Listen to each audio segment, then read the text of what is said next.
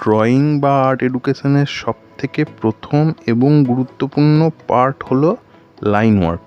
এখন line work কি না, যে কোনো যেটা তোমাদের কাছে খুব সিম্পল এবং খুব সহজ মনে হবে সেই ধরনের কোনো রেফারেন্স ছবি নাও এবং সেটাকে দেখে নিজের ড্রয়িং বুকে পেন্সিলে স্কেচ করো। তারপর রেফারেন্স ছবির সঙ্গে নিজের স্কেচটাকে ম্যাচ করাও, দেখো কোথায় কি ভুলভ্রান্তি হয়েছে। যদি কোনো ভুলভ্রান্তি হয়ে থাকে তাহলে সেগুলোকে মার্কিং করো এবং রিপিটেশন মুডে, অর্থাৎ আবার দ্বিতীয়বার তুমি ওই একই রেফারেন্স ছবিকে আরেকবার স্কেচ করো এবং সেকেন্ড টাইমে তোমাকে লক্ষ্য রাখতে হবে যেন সেই ভুলগুলো যেগুলো আগে করেছিল সেগুলো যেন আর না হয়।